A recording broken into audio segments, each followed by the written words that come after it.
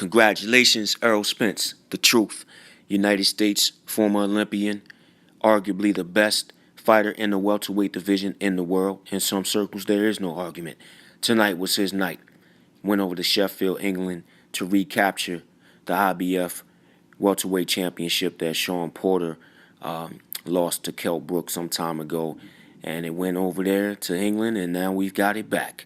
Deontay Wilder's next. Kell Brooke, great fighter, did a great job tonight.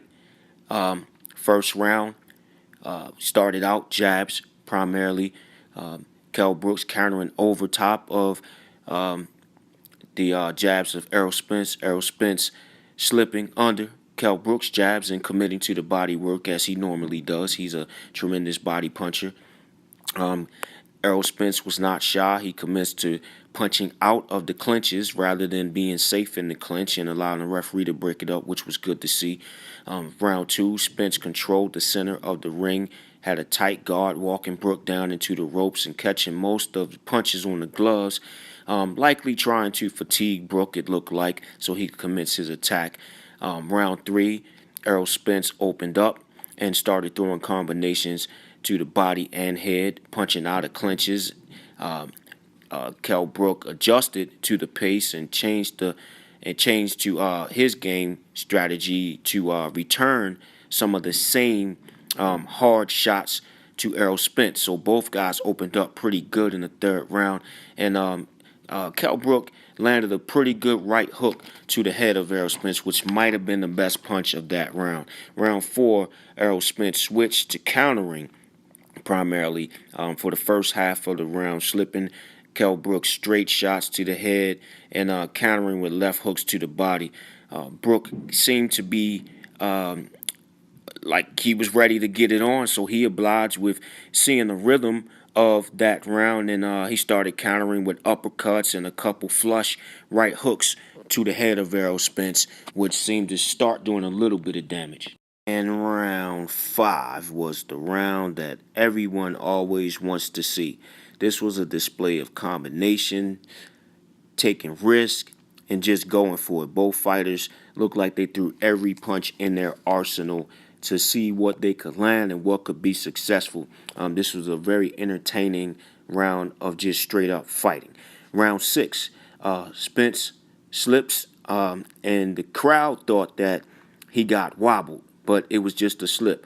But Brooke goes in, but Spence spins him into the ropes and commences to just going to the body, throwing overhands on the clinch. Brooke relents, though, and second half, both fighters test punch selection, uppercuts, hooks, etc. Once again, it turned into another round five where both fighters were just going at it. These two rounds were very hard to judge. Great display of just technical skill. Round seven, Kell Brooke starts to lean in with his shoulder and starts committing the right hooks. This is where he started the bullying, pushing Spence into the ropes. But Spence continued to back out, throwing combinations, and then times where he needed to because Brooke was crowding him so much. He started to lay his head on Brooke's shoulder, which is a really good technique to keep yourself from getting hit with flush shots if you got to get into a clinch. This was one of those rounds where you started seeing the fatigue start to set in and some of the characteristics start to change with the clinches and things. But overall, these guys didn't clinch much at all. There was virtually no actual holding at all. They did a great job of on the clinch, punching out of the clinch, and keeping the action going. Round eight was first half for Brooke, second half for Spence. This was a continuation of round five and six, basically to the next level. This was just a hard slugfest. You saw punch selection of everything that you could name. You're talking about body head on the left hook, body head on the right hook, uppercuts, overhands, a little bit of everything.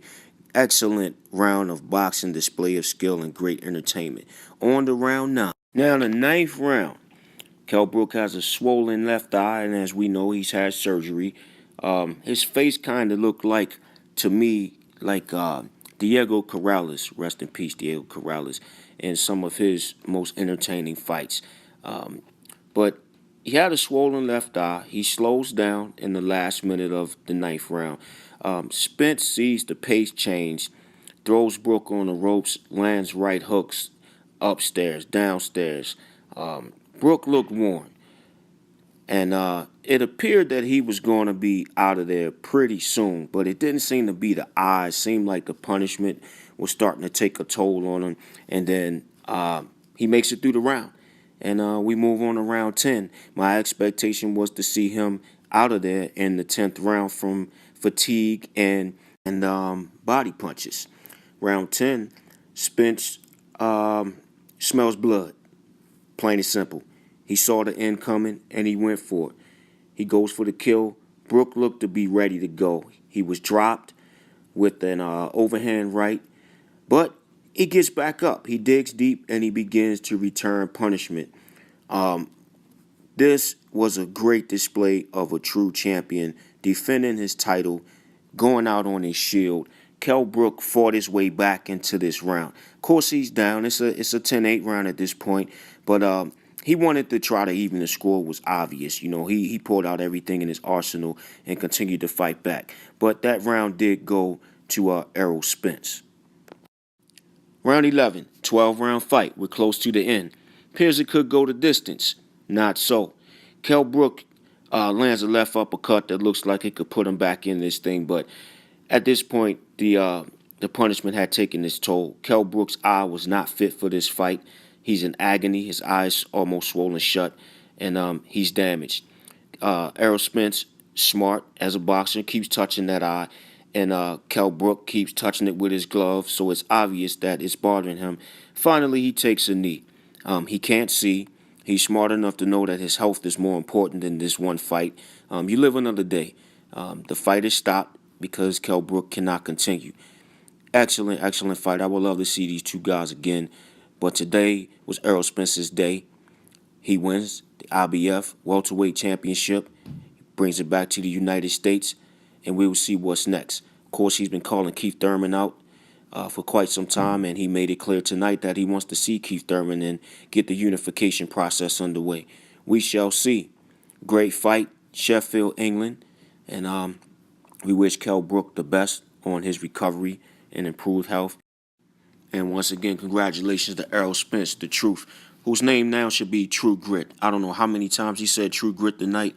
Not sure if he's a Clint Eastwood fan, but True Grit is his new word.